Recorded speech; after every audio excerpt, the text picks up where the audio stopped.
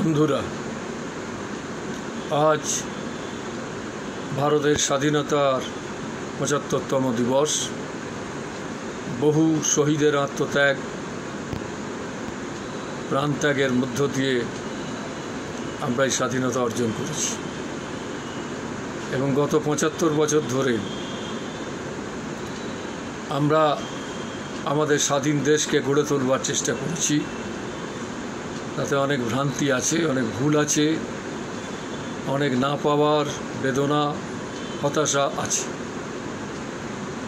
আমরা সকলের জন্য খাদ্য, বস্ত্র, বাসস্থান, শিক্ষা এবং স্বাস্থ্য এই অধিকারগুলোর সুনিশ্চিতকরণ করতে পারি। আমরা সব মানুষের মধ্যে সমানাধিকার প্রতিষ্ঠা করতে পারি। অনেক কিছুই না পাওয়া নিয়ে আমাদের ৭৫ বছরের স্বাধীনতা। কিন্তু আমরা যেটা পেরেছিলাম সেটা হচ্ছে আমাদের দেশে একটা গণতান্ত্রিক ব্যবস্থা আমরা গড়ে তুলতে পেরেছিলাম। আমাদের দেশে রাষ্ট্রায়ত্ত প্রতিষ্ঠান গড়ে তুলতে পেরেছিলাম। ব্যাংক, বিমা থেকে আরম্ভ করে বিভিন্ন সংস্থার জাতীয়করণ করতে পেরেছিলাম এবং সর্বোপরি আমরা এমন একটা সংবিধান গ্রহণ করতে পেরেছিলাম যেখানে সব মানুষের, সব ধর্ম সম্প্রদায়ের সমানাধিকারের কথা আছে। একটি ধর্মনিরপেক্ষ সংবিধান। ভারতের গণতন্ত্র ধর্মনিরপেক্ষ গণতন্ত্র, সেইটা আমরা গড়ে তুলতে পেরেছিলাম। কিন্তু গত কয়েক বছর ধরে দেখছি মৌলিক যে চাহিদাগুলো, মৌলিক যে সমস্যাগুলো, সেগুলো তো পূরণ হলোই না। কিন্তু তার পাশাপাশি আমরা যেটুকু গড়ে তুলতে পেরেছিলাম, আমাদের রাষ্ট্রায়ত্ত প্রতিষ্ঠান, আমাদের পাবলিক সার্ভিস আন্ডারটেকিংসগুলো, আমাদের দেশের গণতন্ত্র, আমাদের সংবিধান, আমাদের সংবিধানের অন্যতম ভিত্তি ধর্মনিরপেক্ষতা, সেগুলো আজকে ধ্বংস হচ্ছে, ধ্বংস করা হচ্ছে। এবং আমরা যে ভারতীয় জাতীয়তাবাদ গড়ে তুলেছিলাম, হিন্দু, মুসলমান, শিখ, খ্রিস্টান সব মিলেমিশে বিলীন হয়ে ভারতীয় সভ্যতা, ভারতীয় জাতীয়তাবাদ, সেই জাতীয়তাবাদকেও আজকে ধ্বংস করা হচ্ছে হিন্দুত্ববাদের নামে। এইখানেই বিপদ, এইখানেই সমস্যা। তাই স্বাধীনতার এই ৭৫তম দিবসে আমাদের শপথ গ্রহণ করতে হচ্ছে, আমাদের অঙ্গীকার গ্রহণ করতে হচ্ছে যে আমাদের ভারতীয় যে সভ্যতা, ভারতীয় যে সংস্কৃতি, ভারতীয় যে জাতীয়তাবাদ, বহুত্ববাদের মধ্যে, বহুত্ববাদের বৈশিষ্ট্যের মধ্যেই যে আমাদের জাতীয়তাবাদ, সেই জাতীয়তাবাদকে আমাদের রক্ষা করতে হবে এবং ধর্মনিরপেক্ষ যে আদর্শ আমাদের, সেই আদর্শকে রক্ষা করতে হবে। তাই সর্বত্র আমাদের আওয়াজ তুলতে হবে স্বাধীনতার এই ৭৫তম দিবসে, গণতন্ত্র বাঁচাও, ধর্মনিরপেক্ষতা বাঁচাও। গণতন্ত্র নেই, ধর্মে ধর্মে বিভাজন, মানুষে মানুষে বিভাজন এবং নানান ধরনের অন্যায় বর্তমান শাসক দল করছে এবং তার প্রতিবাদ করলে দেশদ্রোহী তকমা, তার প্রতিবাদ করলে সন্ত্রাস দমন আইনে জেলে পুরে দিচ্ছে। এমনকি অশীতিপর বৃদ্ধ, অসুস্থ, তিনিও ছাড় পাচ্ছেন না। আমি ফাদার স্ট্যান স্বামীর কথা বলছি, যাকে জামিন দেওয়া হয়নি এবং রাষ্ট্রীয় হেফাজতে তিনি মারা গেলেন অসুস্থ শরীরে, একজন অশীতিপর বৃদ্ধ। এইভাবে কত মানুষ আজকে জেলে রয়েছেন সন্ত্রাস দমন আইনে। এইভাবে আজকে সারা দেশকে কারাগারে পরিণত করেছে বর্তমান শাসক দল। এবং আমরা সর্বশেষ দেখছি পেগাসাস, পেগাসাসের নামে মানুষের গণতান্ত্রিক অধিকার খর্ব করা, বিভিন্ন বিরোধী রাজনৈতিক দলের নেতাদের মোবাইলে নজরদারি করা, এটা তারা চালাচ্ছে। এবং কেন্দ্রের শাসক দলের পাশাপাশি আমরা রাজ্যের শাসক দলের ভূমিকাও দেখছি। তারাও কিন্তু বিরোধী দলের নেতাদের ওপরে নজরদারি করছে, তাদের ফোনে আড়ি পাচ্ছে, জেসিপি দিয়ে বিরোধী দলের কর্মীদের বাড়ি ভেঙে দিচ্ছে, তাদের বাড়ি ছাড়া করছে, জরিমানা করছে। এই জিনিস পশ্চিমবাংলায় গত কয়েক বছর ধরে হচ্ছে এবং এই গত বিধানসভা নির্বাচনের পরেও আরও ভয়ঙ্করভাবে হয়েছে।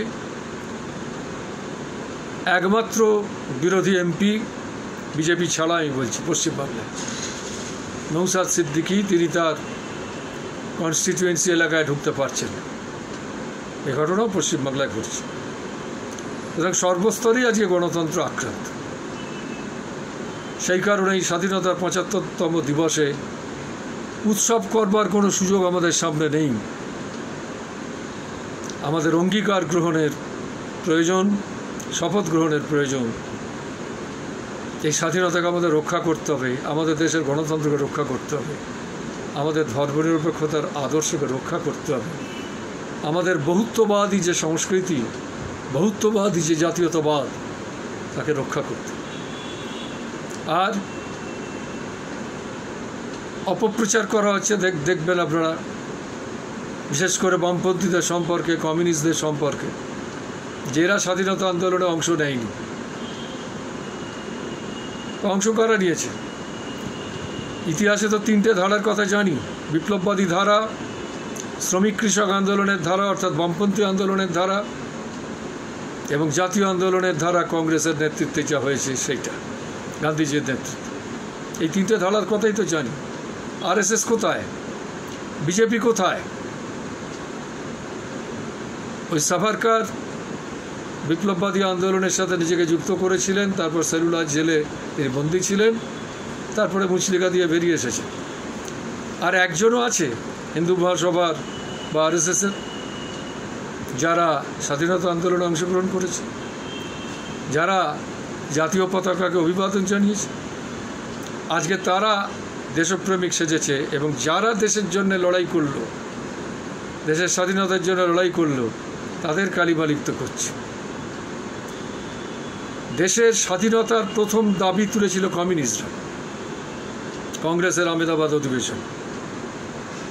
তারপরে সরকারিভাবে সেই প্রস্তাব কংগ্রেস তুলেছিল লাহোর অধিবেশনে ১৯২৯ সালে।